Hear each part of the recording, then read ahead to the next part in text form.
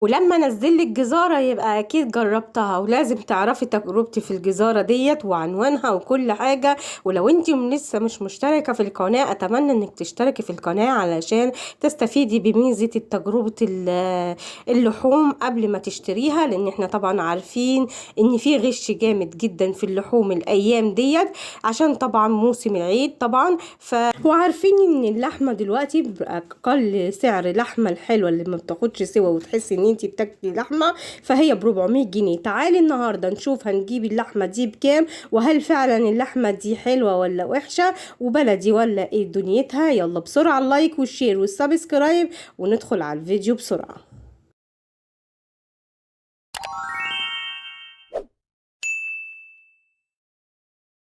صلي وسلم وبارك على سيدنا محمد وعلى آل سيدنا محمد. ازيكم عاملين